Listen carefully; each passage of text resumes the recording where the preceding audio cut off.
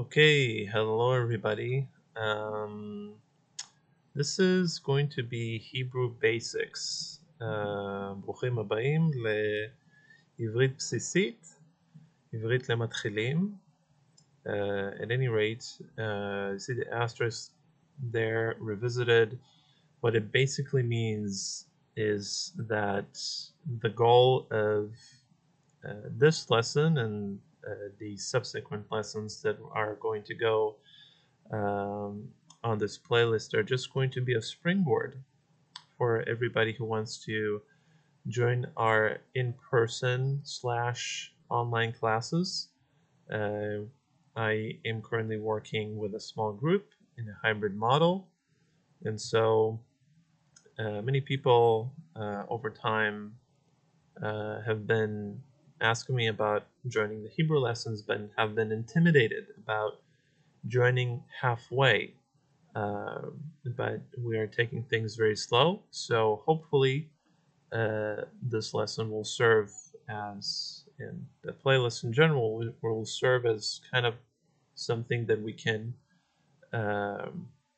something that will help other people catch up. So we'll start with the very basics. We'll go through the entire playlist.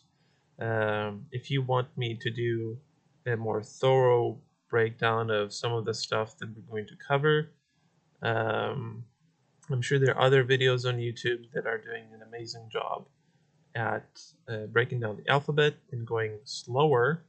But if you want me to create some content like that, I can do that. But I think there are plenty of really good videos online that do this pretty well. So, Hebrew basics, right? First thing that we want to look at is obviously the alphabet. So for those who have forgotten and those who are completely new, these are the first 10 letters of the alphabet. This is how they look like. The different fonts, of course, but I think this is a pretty good font. So the first letter over here is Aleph. Aleph. And the second letter is Bet, sometimes called Ved, depending on the dagesh inside the letter, but won't get into that in this video at the moment. This is Gimel, Dalet, Hey, Vav, Zain, Chet, Tet, and Yod. Now, all these letters, some of them are definitely more associated with something like a vowel letter. It's sometimes a little bit problematic of looking at some of these as vowel letters because some will not have function as just a vowel. Like, for example, the letter Vav can act like a V. But once we'll get to more reading practices, the uses of these letters are going to become more apparent as you practice more. So Aleph is, you can say that it makes the A sound. The Bet makes the Be or Ve sound. Gimel makes the G sound. Dalet makes the D sound. Hey makes the H sound. Vav makes the V sound. Zain makes the Z sound. Chet makes the Ch sound. This one is probably the most problematic letter for people to pronounce. But if you can imagine you clearing your throat a little bit, so that's kind of this guttural sound that what usually comes out. Tet makes the T sound, and Yud is the Y sound. If hopefully that makes sense. Wrong slide. Okay. These are the rest of the letters, and they are kaf, lamed. This one is also called chaf, again with the gesh, in or without. Lamed, mem, nun, samech, ein, pei or fe, tzadi, kof, resh, shin or sin, right? This again depends on the little dots, either on the right or the left, and tav. And the sounds that they make is k or ch as well.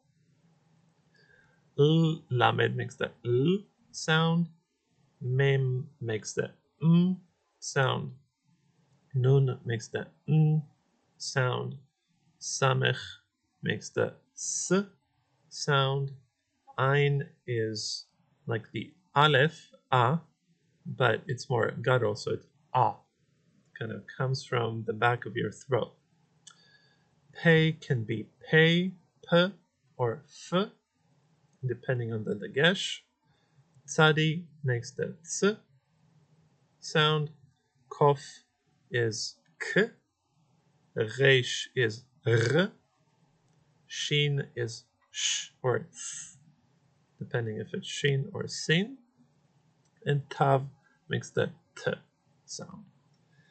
Again, this is something that you'll simply have to memorize. There's not really a good way of going around the alphabet, but basically learning what these letters are called and learning what kind of sounds are associated with them.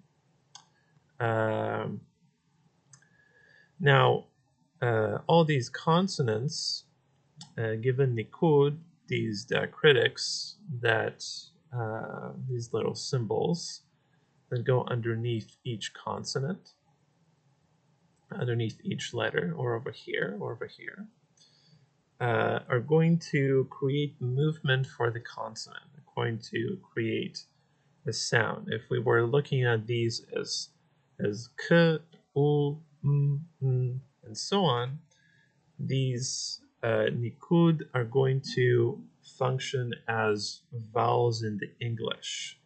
That's why I said that it's a little bit problematic in calling certain consonants, certain letters as vowel letters, even though some may function in this way.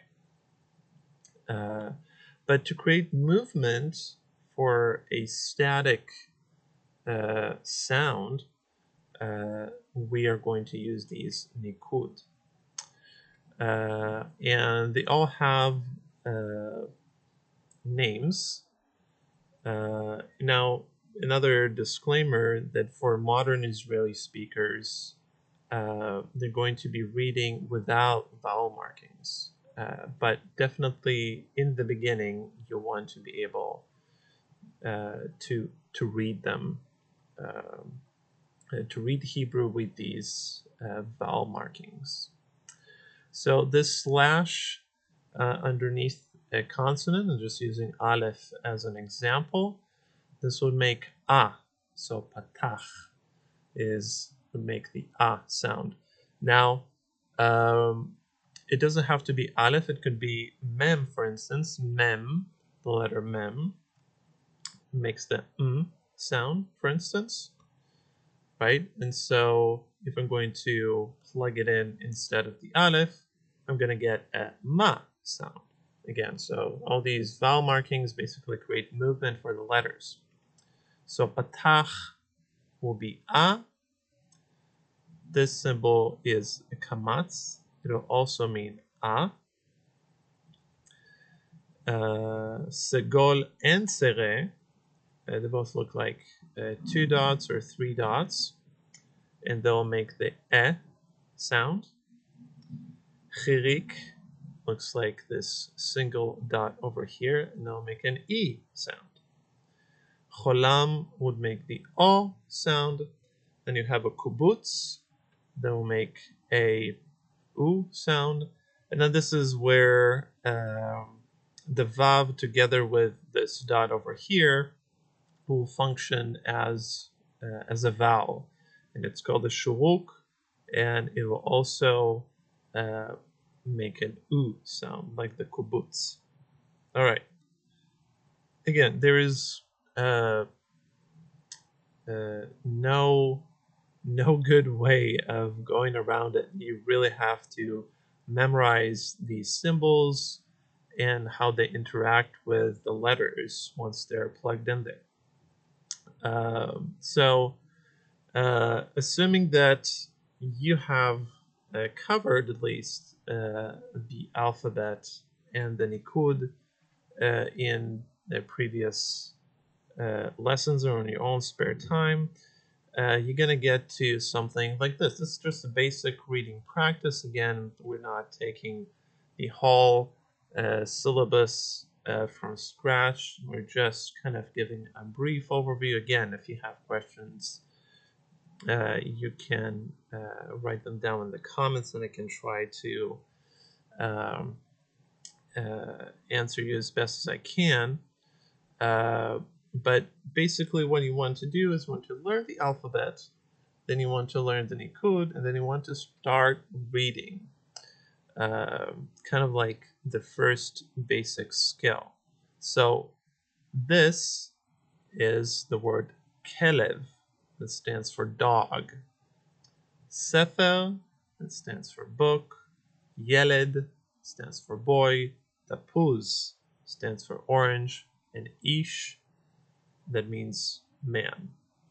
Right, so now we can already see how the segol is being used for the e sound, for example. This is the letter kaf.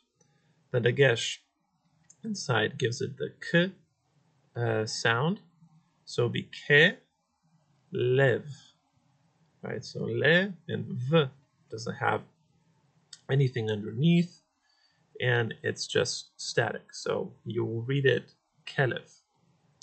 Sefer will have a tzere underneath the samech. Samech makes the s sound together with a tzere. It will be se. A fe underneath will have a segol. It'll read as fe. And then reish doesn't have anything underneath. It's the last consonant. It's closing this word, and you would read it as sefer. Then yeled, tapuz, and ish. Again, we're going super quickly over this. This is kind of something very quick to help catch you up to speed. And hopefully you'll be able to get the alphabet and the nikud under your belt pretty quickly and begin reading. Also, listening to the language helps. I can talk a lot about different methods of how to acquire language fast, but let's focus on the letters. Another thing that's really cool about the letters is that some of them have final letters. It's called like sofiot. And depending on, so these guys over here, Chaf, Mem, Nun, Pei, and Tzadik, will look differently if you will find them at the end of a word. So this is how they look like, and it's going to come about in this way. So for example, for the word melech, that means king, you have ch, which is the last one, and because it appears and the end of the word, then it becomes a kaf sofit. Again, they sound exactly the same. There's nothing special about them.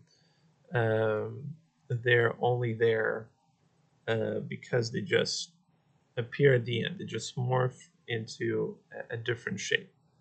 But they function exactly the same. The popular word shalom, that you probably already know, whether you learned Hebrew before or not, which is a greeting and also means peace. Ben, you can see the nun at the very end. This is nun sofit. This is how it will look like. It won't look like this. It will look like this. It will turn into this. Kesef, the word for money. You can see the pei sofit. Eretz, the word for land. You can see the tzadi sofit right there. All right. This is just a quick reading exercise. You can pause the video and you can try to read it for yourself. And I'll give you just 3 seconds to do that, and then I will go over these words with you. So the way that we would read them is Av, which means father, Em, which means mother, Ben, which means son, Bait, which means house, Melech, we read this word previously, which means king, Sefer, which means book, Israel, which means Israel, and Shalom, which is hello, greeting, or peace. At any rate, this was a fairly quick overview of the very probably the most foundational thing that you can do with any language, right, is learn the alphabet and just how to read. Over time, as you're reading and listening to the language and practicing, you'll acquire more vocabulary, and you'll get better together with usage. Anyway, thank you for tuning in. Again, if you have any questions, put them down in the comments. Again, this has not been a comprehensive lesson by any means. It took us probably with the group about a year to really go through the different parts of the alphabet and really practice reading, but this is just to get you up to speed. Practice makes perfect. Anyway, thank you so much, and I'll see you in the next video.